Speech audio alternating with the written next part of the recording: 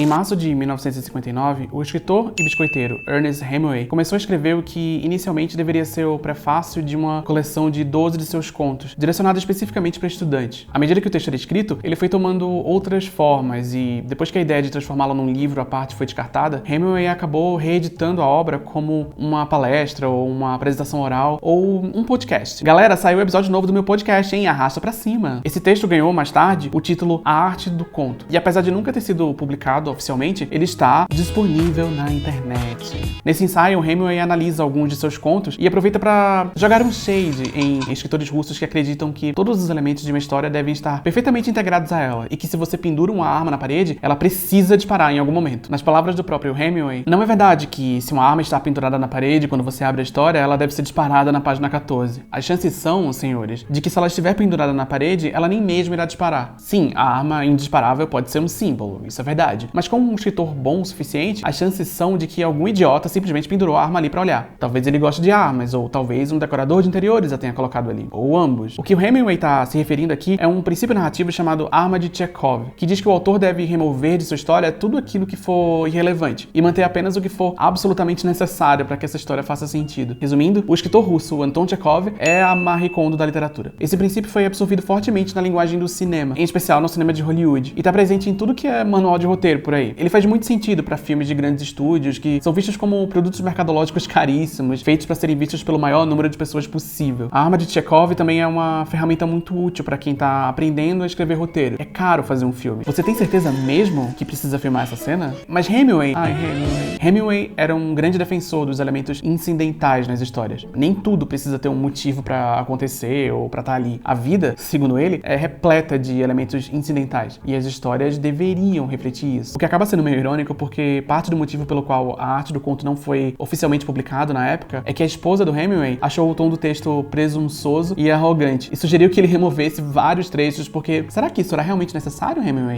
Em Hemingway, precisava de tudo isso? Por que eu tô contando essa história mesmo? Bom, é por causa da Maldição da Mansão Bly.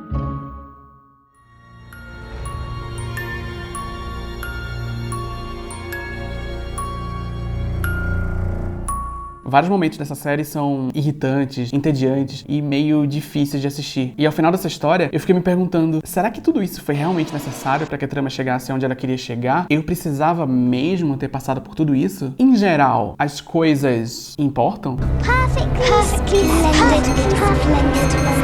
Eu não sei se eu vou conseguir responder nenhuma dessas perguntas, mas eu acho que elas são um bom ponto de partida para uma conversa perfeitamente esplêndida. Sei lá.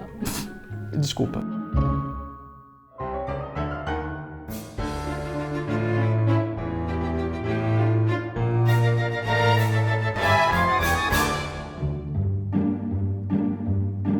A Maldição da Mansão Bly é a segunda série da antologia The Haunting, criada por Mike Flanagan e inaugurada em A Maldição da Residência Hill, que estreou em outubro de 2018. A Mansão Bly, que entrou pro catálogo da Netflix agora em 2020, é uma história independente da série anterior, com outro elenco, outros personagens, mas mais ou menos o mesmo gênero e a mesma temática, a tal da Casa Mal-Assombrada.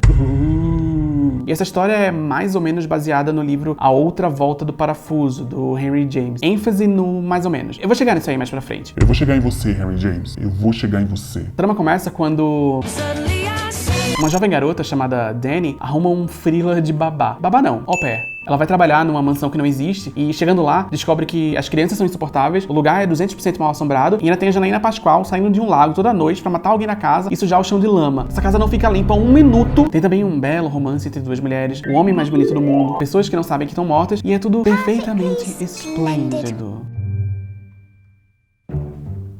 Ah, oi! Desculpa, eu me distraí um pouquinho. Bom... Eu tava em dúvida se eu realmente fazia esse vídeo porque sabe como é que é, né? Essas séries. É o assunto da semana, parece que todo mundo vai morrer assistindo e depois ninguém nem lembra mais que existiu. É igual futebol. Mas se você me acompanhou no Twitter lá, no fim de semana que eu assisti, você deve ter visto que foi uma estranha jornada. E quando me veio a ideia do vídeo, eu pensei, Ai, vai ser toda uma coisa, né? Eu vou ficar um tempão escrevendo, vai demorar dias e dias pra editar, e quando eu finalmente tiver o vídeo pronto, ninguém vai nem lembrar que essa série aconteceu. Será que tudo isso é realmente necessário? Apenas o tempo dirá. Eu acabei decidindo fazer o vídeo mesmo assim porque, veja só se vive uma vez, eu sou meu próprio chefe e em termos gerais, eu simplesmente não sou obrigada. Então eu achei que seria interessante começar falando das minhas impressões gerais, de tudo que eu não gostei primeiro, que é pra quando eu chegar no final, a gente tentar entender juntos se a experiência realmente valeu a pena. Obviamente vai ter spoilers de tudo que acontece na série, então já sabe, né? Todo mundo avisado? Todo mundo alertado? Vamos nessa! Parte 1. Não é bem terror, mas é terror. O principal atrativo da Maldição da Mansão Bly, o principal comentário que eu li por aí nas internet, é que não é exatamente uma história de terror, e sim uma bela história de amor. Essa é, inclusive, a declaração final da atriz Mila Moreira numa das cenas finais da série. You said it was a ghost story. It isn't. No? It's a love story. Same thing, really. E eu gosto dessa premissa. Histórias de terror podem vir empacotadas em diferentes formatos e abordar infinitas temáticas, porque existe potencial de horror em todos os aspectos da existência humana. Beleza, normal. Então, bom, né? Ótimo pra mim. Eu não gosto de terror mesmo. Lembra? Eu explico aqui, ó. É aqui mesmo que fica? Ou é aqui? É aqui, né? A ideia de uma história de terror, ou pelo menos de uma história empacotada como terror, mas que não tá tão concentrada nas convenções do gênero terror, me parece interessante. Pra mim, pessoalmente, é a minha opinião. Mas não é bem isso que acontece na Maldição da Mansão Bly. Eu vou explicar o que acontece. Através da intertextualidade. O filme Nós, do Jordan Peele, conta a história de uma família de classe média alta que é perseguida por suas cópias, sósias, clones. É uma grande metáfora sobre desigualdade social. Eu acho que essa é a interpretação mais comum desse filme. Você tem um grupo de pessoas que são exatamente iguais a nós, mas que vivem debaixo da terra, em condições subhumanas. E a existência dessas pessoas, nessas condições específicas, é o que torna possível a sobrevivência das versões delas que vivem na superfície, exatamente igual na vida real. Pelo menos essa é a minha leitura. O twist final ainda pode ser lido como uma crítica à individualização da luta de classes. Quando, diante da possibilidade de abandonar a vida no bueiro, a personagem escolhe fazer isso sozinha, ela deixa pra trás toda uma classe de pessoas que vivem na base da pirâmide, rejeitando a possibilidade de uma mudança estrutural numa realidade que oprime um grupo de seres humanos para que outros vivam confortavelmente. Tô viajando? E como esse é um filme do Jordan Peele, é claro que tem um comentário racial nessa história. O filme diz pra gente que, mesmo quando você sai da base da pirâmide e vence na vida, você sempre vai se sentir um intruso, um impostor. Você nunca vai ser aceito no topo da pirâmide. Aliás, a existência da pirâmide em si é o problema. Got the boat? Yep, I got the boat. Good for you, dude. Boom. That's fucking awesome. What'd you get, a dinghy? Oh, shut up. E você não deveria achar que se livrou de uma realidade aterrorizante por ter deixado ela pra trás. Você não deixou ela pra trás. É essa realidade aterrorizante que permite que você viva nessa falsa situação de segurança. Você tá me ouvindo, Lupita? Por que eu tô falando desse filme? Porque, na minha opinião, ele é um exemplo claro de uma história em que o tema dela tá intimamente conectado ao gênero em que ela é contada. Nós é uma história de terror em que o horror é parte fundamental do que o diretor quer dizer com esse filme. Não dá pra separar uma coisa da outra. Não dá pra contar esse filme de outro jeito. Se bem que não custa nada tentar, né? E o que isso tem a ver com a Maldição da Mansão Bly, que é o tema desse vídeo? É que apesar do que Natália do Vale fala no episódio final... You said it was a ghost story. It isn't. No? It's a love story. Same thing, really. Na minha opinião, a série não faz um bom trabalho em convencer a gente de que essa tese é verdadeira. Pelo menos não nos primeiros 7 episódios. São 9 ao todo. O que acontece na Maldição da Mansão Bly é que o tom da história é meio dissonante. Às vezes, parece que você tá assistindo 3 ou mais séries diferentes ao mesmo tempo. Você tá lá vendo algo que por alguns minutos parece um drama familiar ou sei lá o quê, e de repente alguém lembra: ah, é, menina? É terror, né? Toma aqui, terror. Ah! Isso acontece muito no decorrer da série, mas o momento que mais me chamou a atenção foi no episódio 2, quando, faltando 10 minutos pro final, a protagonista decide brincar de esconde-esconde com as crianças.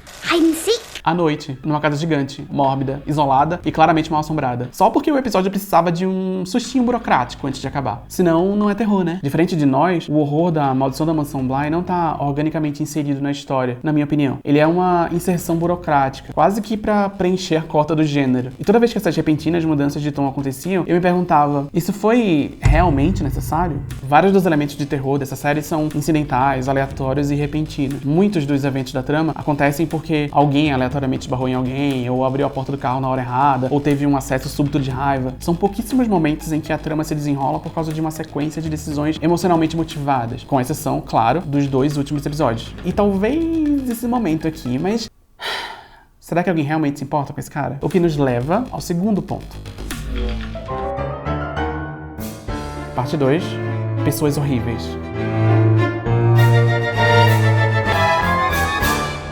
Não tem o que falar. Interessante. Vocês estão aqui ainda, desculpa. Eu queria deixar claro que tudo que eu tô falando aqui são impressões pessoais que eu tive assistindo essa série. Eu não quero fingir que eu tô falando Fatos objetivos. eu não sou um homem hétero. Você está livre pra discordar de tudo que eu falei aqui, mas eu vou deletar o seu comentário se eu me sentir contrariado. Dito isso, eu vou tentar racionalizar um pouco sobre por que eu não gosto de nenhum dos personagens da Maldição da Mansão Bly. Mas eu entendo que você pode gostar de algum deles, ou de todos eles, até das crianças por algum motivo. Perfectly splendid. Não fique triste porque eu falei mal do personagem que você gosta. Afinal, nenhuma dessas pessoas existe de verdade. Eu sei que isso é difícil de aceitar, mas pensa bem, a gente já aceitou coisa pior em 2020. O ano da peste. Eu não falei qual peste. Então, sei lá, fica aqui meu disclaimer. Posso seguir em frente? Esse lugar aqui é a Mansão Bly. Ela não existe, mas tem um monte de gente que mora e trabalha nela mesmo assim. E a gente vai conhecer esse povo mais ou menos junto com a personagem principal. Tem Hannah, a governanta, Owen, o cozinheiro, Jamie, a jardineira, tem as crianças, tem um casal de fantasmas, a pequena Salete de Mulheres Apaixonadas e a cantora Alanis Morissette. A gente também sabe que os pais de Miles e Flora morreram fora da casa alguns anos antes. E o tio deles agora é o guardião oficial. Mas ele não tá muito aí pras crianças, aparentemente. Por isso que ele contratou uma babá. Babá não. Au pair. É bastante gente pra ficar de olho, mas o foco principal quase sempre tá nas crianças e no casal de fantasmas. É com eles que a gente acaba passando mais tempo e parece que é em volta deles que a trama principal acontece. A gente vai conhecendo esse povo todo através de flashbacks e mudanças repentinas no ponto de vista da narrativa, o que é meio confuso no início, mas acaba fazendo sentido depois. Eu vou falar disso aí mais pra frente. Coloca um pin nisso aí. O problema aqui é que esses flashbacks e sonhos e devaneios são quase todos dificílimos de assistir. E eu vi uma galera comentando que o problema é justamente a linguagem, o ritmo, a forma como esses episódios são estruturados, que é tudo meio cansativo e repetitivo às vezes. E eu entendo quem acha isso, embora eu discorde. Eu acho até interessante essa confusão toda. E como eu disse, faz sentido no final da história. Meu problema não é a linguagem, ou a estrutura, ou é repetitivo, é cansativo, ou qualquer coisa do tipo. Mas sim, é que eu detesto esse povo. Beleza, eu acho que é até consenso que as crianças dessa série são insuportáveis. Que inferno essa cena. Que esse cara é a pior pessoa. E que esse casal aqui tem zero carisma. Mas os outros personagens nem são tão bons assim. Até mais ou menos os 2 episódios finais, a série não me deu nenhum motivo pra que eu me sentisse investido emocionalmente em nenhuma dessas pessoas. E é muita gente. Tem uns vislumbres de alguma coisa. A protagonista é quase legal, mas o jeito que ela é apresentada pra gente é através de decisões questionáveis, tipo esconde-esconde à noite, ou de coisas aleatoriamente acontecendo com ela, em vez de, sei lá, ela conduzir a história. Ninguém conduz história nenhuma nessa série. Inclusive, 3 episódios seguidos acabam com exatamente o mesmo gancho final. Uau, que ótima protagonista. Às vezes, a série mostra Dani tentando disciplinar as crianças. Tipo, olha, ela sabe lidar com as crianças. Mas isso não chega a ter nenhuma consequência relevante pra história. E ainda é meio confuso, porque a gente descobre depois que o Miles só se comporta mal quando ele tá possuído. E que todas as coisas ruins que ele fez, não foi ele que fez, e sim o eu lírico dele. Ou seja, não tem nenhum aprendizado nessas interações. Nenhum personagem muda ou cresce depois dessas cenas. Nada importa. Por que eu deveria gostar dessa pessoa ou dessa pessoa? Por que eu deveria me importar com esse povo? Eu já tô no episódio 7 e eu não gosto de ninguém. Será que o problema sou eu? Sou eu, né? Tem cenas e cenas e cenas dessa galera conversando, dizendo coisas uns sobre os outros, falando que fulaninha é incrível e que cicraninha é brilhante. Mas a gente não vê nenhuma cena de fulaninha ou de cicraninha de fato se comportando de maneira incrível ou brilhante. A gente só sabe que elas são incríveis ou brilhantes porque algum outro personagem falou isso.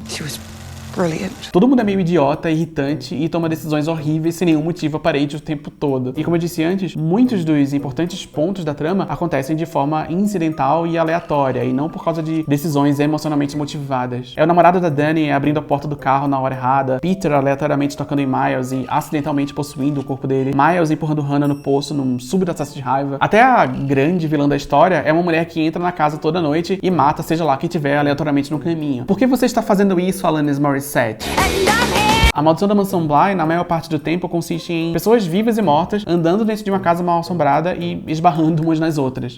Foda. E talvez eu tivesse achado tudo isso ok se alguma dessas pessoas tivesse me despertado o mínimo de interesse. E como eu disse, durante boa parte dessa história, a maior parte dela inclusive, isso simplesmente não aconteceu. A personagem mais interessante da série inteira, na minha opinião, é a jardineira. E a gente não tem nenhum grande momento com ela até o final do episódio 6. Então durante, sei lá, 6 horas, a gente é obrigado a ficar trancado numa casa mal assombrada com o pior casal da história, 2 crianças do palco do Raul Gil e 2 mulheres que você até queria gostar, mas elas não fazem a menor ideia do que tá acontecendo. Elas não tomam nenhuma decisão importante que afeta o rumo da trama e estão o tempo todo levando porrada na cabeça, ou presas no armário, ou sendo jogadas num poço. Como deu pra perceber, eu não tava gostando muito. Essas foram as minhas impressões da série durante a maior parte dela. Eu tava quase desistindo, pensei em largar várias vezes. Eu não preciso disso, eu mereço mais. Eu comentei no Twitter que não tava gostando, algumas pessoas concordaram comigo, outras falaram que eu ia deitar pro final. Ah, você vai deitar pro final. Gírias gays. E quanto mais episódios eu via, quanto mais perto eu chegava do final, e quanto mais as pessoas falavam que eu ia deitar pro final, mais eu tinha vontade de me levantar. Eu nunca me senti tão em pé. Até os 2 episódios finais. E agora eu posso admitir pra vocês, pra todo mundo que falou que eu ia deitar, é verdade, eu deitei. Deixa eu falar um pouquinho sobre isso.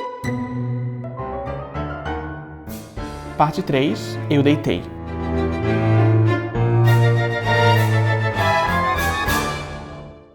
Eu meio que odeio fazer isso, mas eu vou ter que resumir o que acontece nos 2 últimos episódios. Mas eu vou tentar me ater ao que realmente importa pro contexto desse vídeo. O que significa que eu vou precisar omitir várias coisas. O que é bom, porque, veja só, a melhor forma de saber tudo o que acontece na série é assistindo a série. Então, se eu omitir alguma coisa, vai lá assistir, ué. Tá tudo lá. No penúltimo episódio da Maldição da Mansão Bly, a gente volta a 300 bilhões de anos no tempo pra conhecer a antiga proprietária da casa. Uma mulher normal, chamada Viola Lloyd, interpretada por Maria Fernanda Cândido. Ela vivia uma vida feliz com seu marido James, sua filha Isabel e sua irmã Perdita, até o dia em que foi diagnosticada com a Covid-19. Tuberculose, uma alergia tremenda, a peste, uma gripezinha. Depois da doença, Viola vai se tornando uma pessoa amargurada e paranoica. E apesar da previsão do médico de que ela só teria mais uns meses de vida, Viola continua viva por alguns anos, definhando pouco a pouco e se tornando gradativamente uma sombra da pessoa que ela um dia foi. A irmã continua cuidando dela até os últimos dias, apesar dos insultos e agressões. Até que um dia, Perdita perde a paciência e fala: pra mim, chega! Muda, Brasil! Viola morre esganada pela irmã, mas antes da morte deixa pra trás um baú cheio de joias e tecidos carésimos, que só poderia ser aberto por sua filha Isabel quando tivesse mais velha, e mais ninguém. Ninguém abre esta merda, dizia o testamento de Viola. E por algum motivo que só fica claro depois que você lê a obra de Allan Kardec, a alma de Viola fica presa no tal do baú. E quando anos depois Perdita abre ele pra pegar os tecidos pra vender, ela é esganada pela irmã morta. Eu falei pra não abrir esta merda. O marido de Viola, acreditando que o baú tava amaldiçoado, decide jogar ele no lago e abandonar a mansão pra sempre, deixando pra trás a alma de sua esposa aprisionada no baú, ouvindo Depeche Mode por séculos a fio. Isso explica o que acontece nos episódios anteriores. A alma de Viola, aprisionada no baú, passou a meio que sugar todo mundo que morre no território da Mansão Bly. Por isso que os fantasmas de Peter, Rebecca, Hannah e tantos outros não conseguem sair dali, o que nos leva ao final dessa história. No último episódio, Danny consegue quebrar a maldição falando a frase que Viola costumava falar pra filha. It's you! It's me! It's us! It is you. It is me. It is us. Todos os fantasmas que viviam presos na mansão agora são livres, mas não sem Danny pagar um pequeno preço. Coisa pouca, bobagem, nada demais. A alma dessa mulher agora vive no corpo dela. Normal. Eu também tenho a alma de Alanis Morissette aprisionada no meu corpo. O fim da maldição acontece bem no comecinho do episódio, tipo nos primeiros 15 minutos, o que significa que ainda tem, sei lá o que, mais uns 300 mil minutos faltando pra história acabar. Eu não sei fazer conta. O que rola em seguida é uma das coisas mais estranhas que eu já vi no seriado. Quem poderia imaginar algo tão absurdo, né? Eu tô horrorizado até agora. Olha só o que acontece. O casal gay, numa história de terror, consegue viver uma vida feliz junto. Como eu vou explicar pros meus filhos? E tudo bem, a Dani tá amaldiçoada, mas quem não tá, né? Se você não tá amaldiçoado, você é privilegiado sim. E eu vi muita gente falando que o final foi triste porque elas não viveram felizes pra sempre. Mas, realisticamente falando, qual casal consegue viver feliz pra sempre? Adão e Eva foram expulsos do paraíso, Romeu e Julieta foram vítimas da privatização dos Correios. Eu não me lembro mais de nenhum outro casal hétero. Jesus e os apóstolos. O final de Conto de Fadas, com um casal rumo ao pôr do sol, tem implícita nele a ideia de que eles viveram felizes para sempre. Mas a versão realista da expressão felizes para sempre é mais ou menos algo do tipo: e aí eles tiveram uma vida legal até que um deles morreu. E depois o outro morreu também, em algum momento. Não é querendo ser cínico nem nada do tipo, mas ter uma vida feliz antes de morrer é basicamente o que a gente busca todos os dias, não é? Né? Quando a Dani percebe que Viola ainda vive dentro dela, ou melhor, que ela herdou a maldição de Viola, quer dizer, quando ela percebe que tem algo maligno dentro de si que um dia vai causar sua morte, ela e Jamie decidem juntas que vão viver a melhor vida possível até a hora da morte chegar. At some point, he's gonna take me. Quando a hora da morte chega, Dani aceita o destino que é imposto a ela e decide ir embora, deixando Jamie livre pra viver a vida que ela quiser viver depois. É um jeito tão bonito e honesto de terminar uma história de amor, não é à toa que eu deitei. Mas não é só isso. Tem um contraste muito revelador entre Dani e Alanis Morissette, entre as diferentes decisões que elas tomam diante de uma doença, literal ou metafórica, e diante da própria morte em si. Viola insiste em continuar viva, em manter todo mundo ao seu redor existindo em função dela. Tell your God that I do not go. É a relutância em aceitar a morte que faz com que ela perca a sua própria identidade, que ela esqueça a pessoa que ela um dia foi, que ela se torne uma sombra, um zumbi, um ser sem memória e sem rosto, movido apenas pelo rancor. Mesmo depois de morta, ela continua aprisionando almas ao seu redor, quase que por instinto. Ela tá presa num baú afundado num lago. O que mais ela podia fazer? Hidroginástica? É desse destino que Dani quer escapar, não do baú em si. Ela quer preservar as memórias boas e a vida feliz que ela teve. Ela entende que a morte é um mal irremediável e ela não quer nenhuma alma, viva ou morta, aprisionada ao redor dela. A maldição de Viola é tratada por Dani e Jamie e pela série em si como uma doença metafórica, como um diagnóstico ruim, tipo um câncer ou alguma doença degenerativa sem cura. At some point, he's gonna take me. Eu vi muita gente com teorias específicas sobre isso. Teve gente que achou que era uma metáfora sobre AIDS, outro me falou que era sobre Alzheimer por causa da história da mãe do Owen. Mas a verdade é que a maneira como esse episódio foi escrito dá margem para que a gente veja nessa história qualquer uma das maldições reais que a gente está sujeito a passar nas nossas vidas. E é sobre isso a história, né? É nesse ponto que a série quer chegar. Essa jornada inteira foi pra chegar aqui. É sobre essas duas mulheres e a relação delas com doença e morte. Tudo de importante acontece nesses dois últimos episódios, em que o tema da trama fica bem claro. Então por que eu tive que assistir os outros 7? Pensa um pouquinho. Se o ponto principal dessa história era o contraste entre essas duas personagens, tudo que a gente precisava pra chegar nesse final era a história de Viola, a casa mal assombrada, o lago e as cantoras Tegan e Sara. Todos os outros elementos são completamente irrelevantes pra trama. Peter e Rebecca, Hannah, Owen, Gollum e Smeagol, até as crianças, nada disso é importante. Ninguém aqui é realmente necessário pra essa história. Então por que eu tive que passar por isso? Por que eu tive que assistir o episódio do tio Henry? Por que eu precisei ver horas e horas de Peter e Rebecca e essas crianças insuportáveis? Que inferno essa cena. Em Mike Flanagan. Tudo isso foi realmente necessário, Mike? Olha bem na minha cara. Deixando a emoção um pouco de lado, eu acho que a impressão geral que ficou pra mim é que essa história podia ter sido bem mais curta, que ela não precisava de tantas horas pra ser contada, e que vários dos eventos da trama parecem meio deslocados uns dos outros, como se fossem diferentes histórias menores coladas umas nas outras. E se você também ficou com essa impressão, é porque foi exatamente isso que aconteceu. Parte 4. A obra original.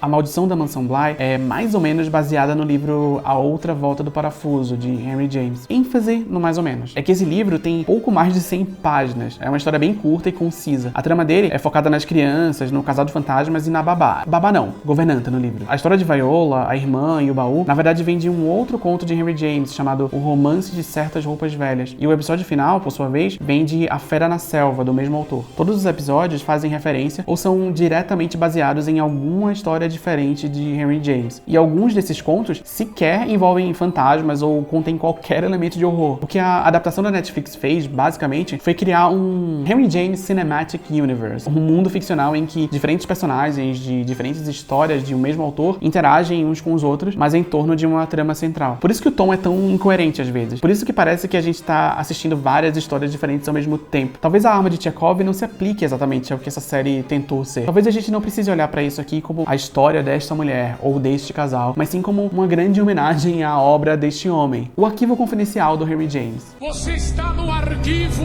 confidencial. Talvez tenha sido uma pretensão muito grande tentar enfiar a obra inteira de um autor numa só história. Precisava mesmo disso? Mas em defesa dessa adaptação, apesar desses personagens não terem exatamente uma função utilitarista na trama, eles exercem nela uma função temática. Se o tema da Maldição da Mansão Bly é a perda da nossa identidade diante das maldições que a gente está sujeito a passar nesse inferno de vida, cada um desses personagens está aqui para mostrar que uma maldição, a sensação de estar amaldiçoado, pode ter diferentes faces. Pode ser uma doença, um relacionamento tóxico, o peso esmagador da culpa, a relação simbiótica com o trabalho, heterossexualidade compulsória. Todas essas desventuras podem se tornar fantasmas, assombrações, maldições que privam a gente da nossa própria identidade. At some point, it's gonna take me. As pessoas que morrem nessa casa ficam presas nela, com a consciência saltando entre sonhos e lembranças, numa eterna busca por uma identidade perdida. Será que a gente é definido pelas nossas memórias? Pela maneira como as outras pessoas lembram da gente? Será que um erro do passado define quem a gente é? Será que a morte e o sofrimento apagam uma lembrança de uma vida de alegrias e conquistas? Será que essa galera ficou 9 horas ouvindo essa mulher terminar de contar uma história? Deve ter sido uma festa ótima. Dito isso, valeu a pena assistir esse negócio só pra derramar umas lágrimas no episódio final? Esse sofrimento foi realmente necessário?